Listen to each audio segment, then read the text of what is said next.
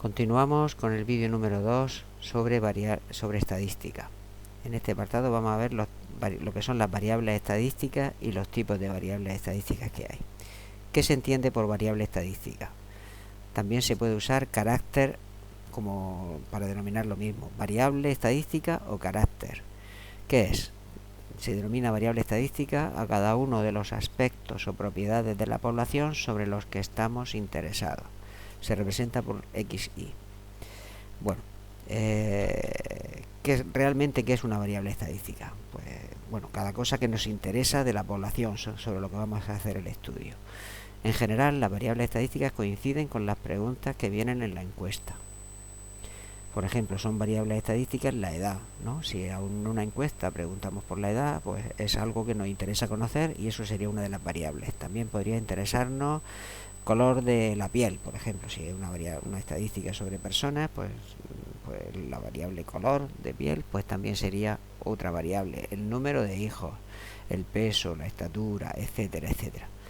Cada una de las preguntas que vengan en la encuesta que vamos a pasar a la población, pues eso sería una variable. Si la encuesta la vamos a hacer sobre unos vehículos, como hemos visto en el tema anterior, pues entonces pues a lo mejor las preguntas serían funcionamiento, velocidad máxima, número de caballos, tipo de combustible, etcétera, y cada una de esos valores pues sería una variable. Bueno, atendiendo a esto, variable que sería cada uno de los aspectos que nos interesa conocer y que coinciden con las preguntas, pues vamos a ver qué tipos de variables puede haber. Las variables estadísticas se clasifican o se agrupan en dos grandes bloques.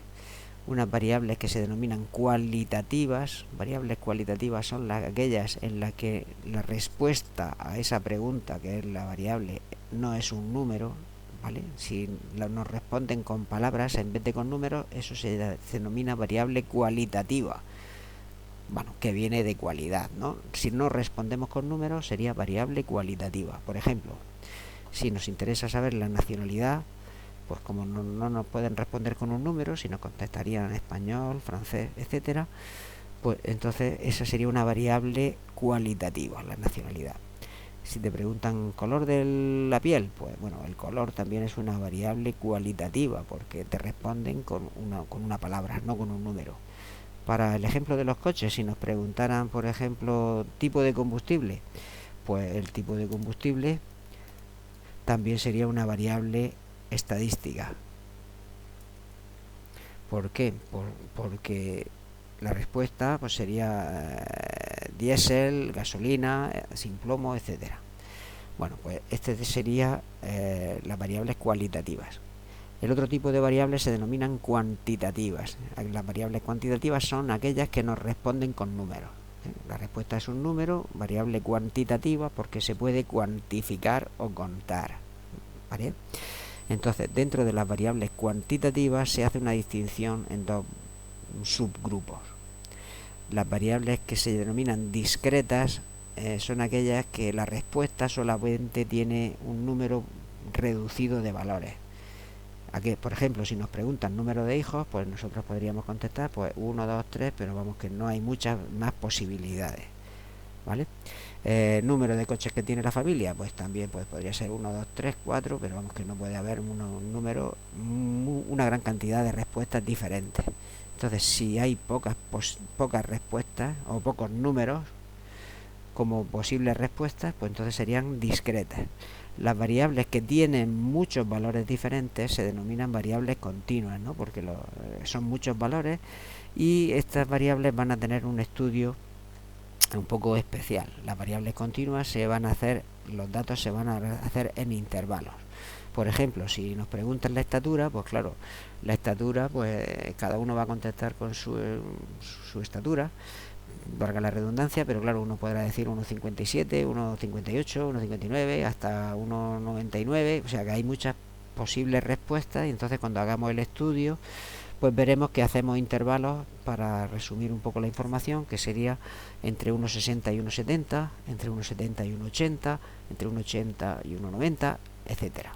Y con la variable peso pues lo mismo. También habría que hacer intervalos pues porque las respuestas hay muchos valores diferentes posibles en la respuesta.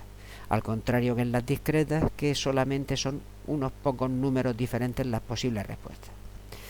Bueno, pues si continuamos un poco avanzando, pues vamos a ver este ejercicio que nos presenta qué tipo de variable se trata.